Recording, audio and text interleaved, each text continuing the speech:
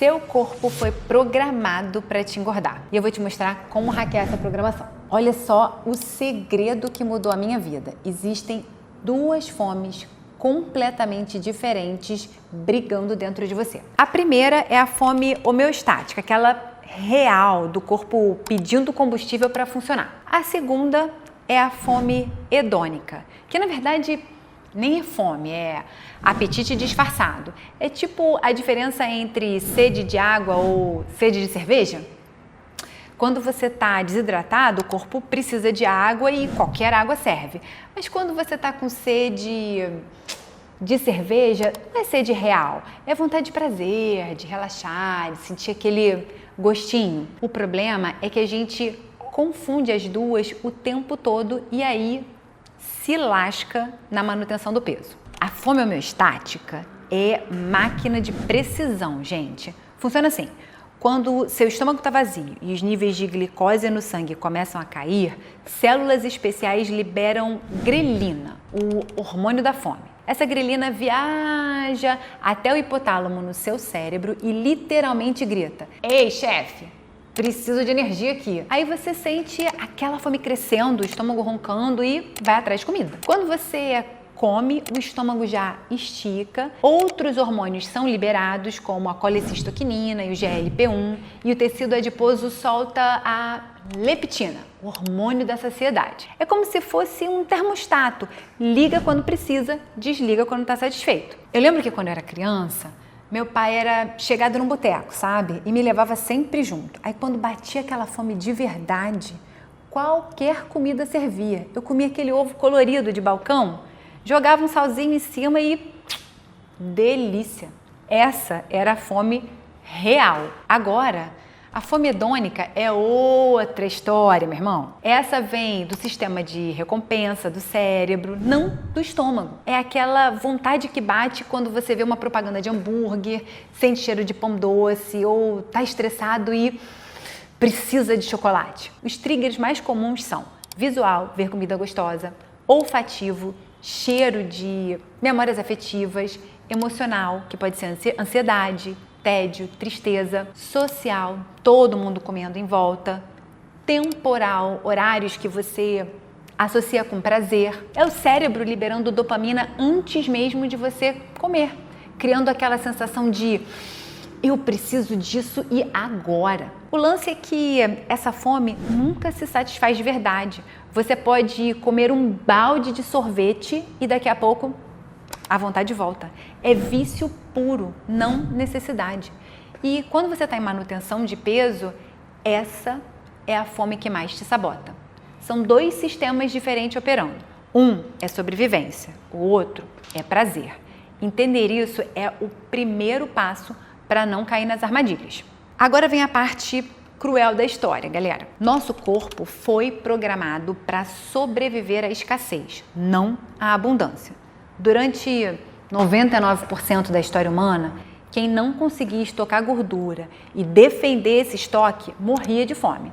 Nossos ancestrais, que tinham um metabolismo econômico, que desacelerava quando a comida sumia e ficava obcecado em recuperar o peso perdido, esses sobreviveram e passaram os genes para frente. Era vantagem evolutiva pura.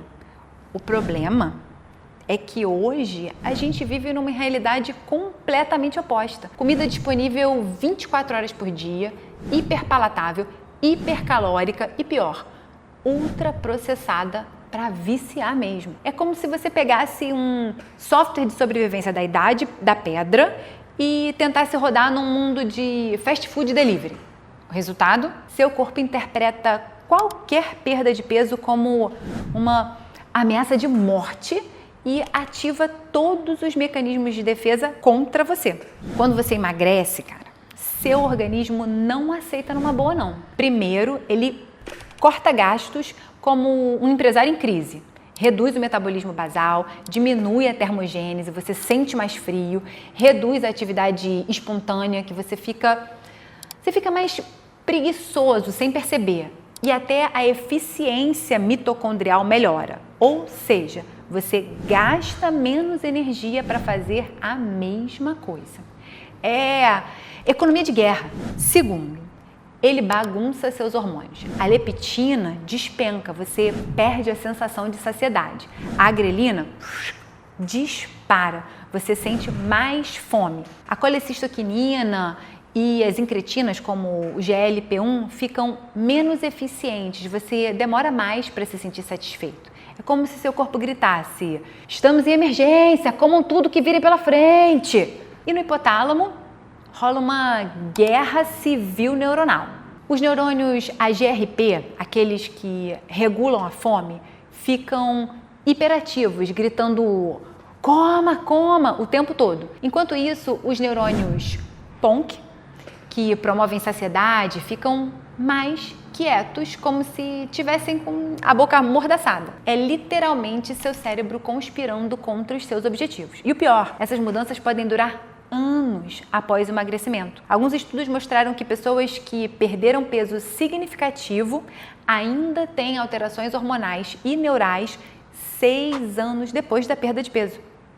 Por isso que manter o peso é mais difícil do que perder. Você não está lutando apenas contra hábitos, está lutando contra milhões de anos de evolução programada para te manter vivo. Cara, isso não é para desanimar ninguém, é validar a dificuldade. Quando a pessoa entende que não é falta de força de vontade, que é biologia pura, ela para de se culpar e começa a se preparar de verdade para a guerra. Faz sentido? A indústria alimentícia descobriu algo que nossos ancestrais jamais imaginaram: o ponto de êxtase, aquela combinação exata de açúcar, gordura, sal e textura que literalmente vicia o cérebro.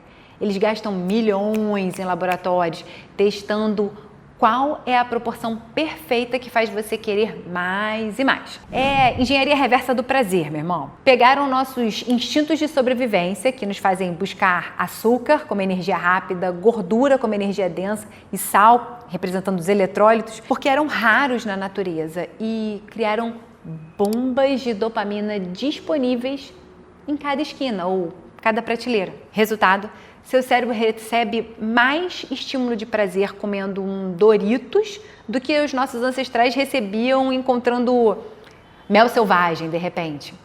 É como dar cocaína para quem só conhecia chá de camomila. E aqui vem o golpe baixo. Quando você está em manutenção de peso ou ainda em déficit, essa vulnerabilidade explode. Lembra que eu falei que a leptina despenca e a grelina dispara? Pois é, isso não afeta só a fome homeostática, afeta diretamente o sistema de recompensa. Com menos leptina, seu cérebro fica mais sensível à dopamina da comida. É como se você tirasse os freios de um carro em descida. Aí você passa na frente de uma padaria, sente aquele cheiro de pão doce e o seu cérebro já está em estado de alerta pela escassez e grita: oportunidade à vista, agarre agora! Os triggers ficam amplificados. Estresse vira gatilho para comer, tédio vira gatilho para comer, até felicidade vira gatilho para comer. Vamos comemorar comendo. É cruel pra caramba. E tem mais. Imagina um alcoólatra tentando se manter sóbrio numa festa onde todo mundo tá bêbado e, sei lá, open bar. Ainda por cima ele tá estressado e com o sistema nervoso alterado. Essa é a nossa realidade alimentar. Propaganda de comida a cada 30 segundos na TV. Delivery que chega em 20 minutos. Máquina de snack em cada corredor. Colegas de trabalho sempre trazendo um doce. Redes sociais bombardeando com fotos de comida. E o pior, a sociedade ainda romantiza isso. Ah, vive a vida, um docinho não mata ninguém. Nossa, você tá muito radical. É como se todo mundo fosse um traficante tentando sabotar a tua sobriedade alimentar. E quando você está em manutenção de peso, com os hormônios bagunçados e o cérebro hipersensível, resistir a isso é como nadar contra a correnteza de uma tsunami. Por isso que força de vontade não funciona. Você precisa de estratégia, não de heroísmo. Cara, isso é para mostrar que o problema não é você, é o ambiente. Quando a pessoa entende isso, para de se culpar e começa a se preparar de verdade. Agora vem a parte boa, as soluções. Dá para hackear o sistema usando a própria biologia a seu favor. As armas de guerra. Vou te dar as estratégias que realmente funcionam, testadas por quem entende do assunto. Primeiro, Guerra ambiental. Se não está em casa, não existe. A primeira regra é simples e brutal. Controla o seu ambiente ou ele vai te controlar. Em casa, faz uma limpeza geral. Tira tudo que é ultraprocessado, doce, snack, essas melecas todas que viciam. Ah, mas e se a visita quiser?